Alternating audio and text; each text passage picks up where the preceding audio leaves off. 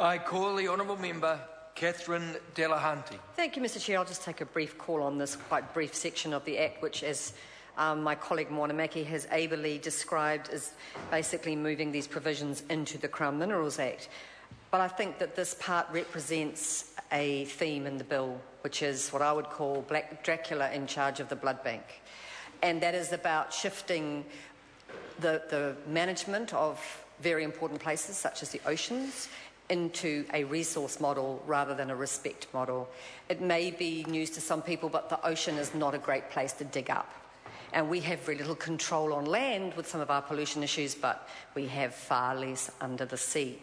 And that's what we learned by some of the disasters that have taken place in other parts of the world. And so it may be all very well and very logical to move the Continental Shelf Act provisions relating to minerals into the Crown Minerals Act, but it doesn't solve the fundamental problem, which is this is the new frontier and this is the big expansion.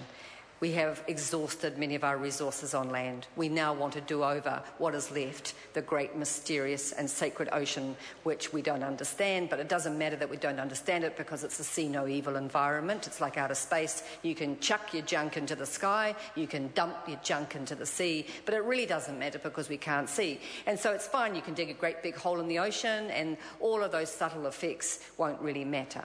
And that's what's so pathetic about regarding the ocean as purely a place for extraction of minerals. And a lot of the mineral extraction in the ocean is going very slowly because it's incredibly difficult to do. And if you look at the coast, for example, off the Rokumura Basin, where the proposal was to do oil exploration, these are extremely deep waters indeed, on every level, both metaphorically and in a real sense.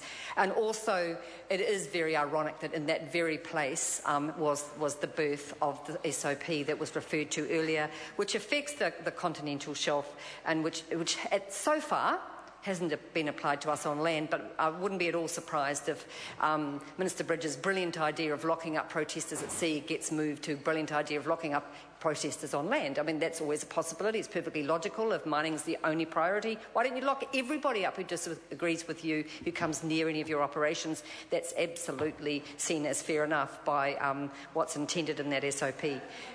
So I'm not trying to give them ideas. I'm aware that they have very strange ideas. It's called what Bruce Jesson called only their purpose is mad. And I think that's a very interesting way to describe this bill, and also that this part, which should be just another logical, technical, administrative thing. Nothing in this bill is logical and just technical. A lot of this bill is facilitative. And all I can say is if you think we know what we're doing on land, we're still trying to clean up our waterways, we're still trying to basically understand what goes on our rivers, which we can actually access and see. We have no idea what's going on in the ocean. And yet we're proposing through this continental shelf provisions to open up a new frontier, Mr Chair, that should be learned about, respected and looked after. It isn't as if there are not alternative things we can do to find minerals and to create green, sustainable energy. Those things exist, but the companies want to invest in their new frontier, assisted often by GNS science, I'm horrified to say, and that's where we're going with this. That's the tragedy of this bill, is it opens up a frontier which forgets about a fundamental lack of information, a lack of evidence and a lack of relationship and respect for the ocean. And that's why Elvis Teddy stood up for whānau Apanui in his own fishing ground and said no. And that's why Simon Bridges has to try and shut him down. The question is that the Minister's amendment set out on SOP number 210 be agreed to. All those in favour please say aye. To the contrary, no. Party vote's been called for. The clerk will please conduct a party vote. Thank you. New Zealand National. 59 votes in favour. New Zealand Labour. 34 votes opposed. Green Party. 14 votes opposed. New Zealand First. 7 votes opposed. Māori Party. 2 votes opposed. Mana. 1 vote opposed. ACT New Zealand. 1 vote in favour. United Future. 1 in favour. Brendan Horan. 1 vote opposed.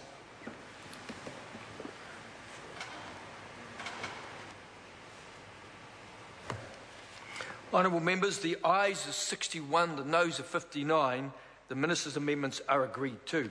The question now is that Part 3, as amended, stand part.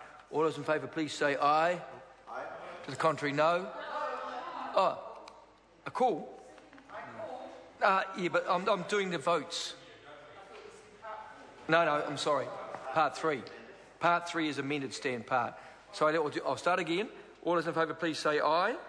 To the contrary, no. The ayes have it.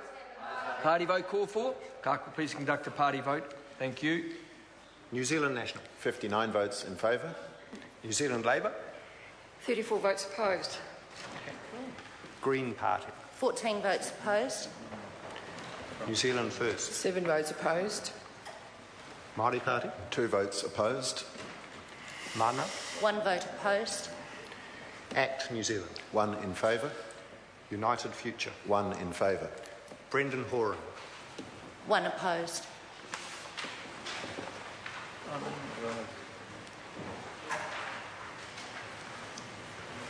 Honourable members, the ayes are 61, the noes are 59. Part 3 as amended will stand part.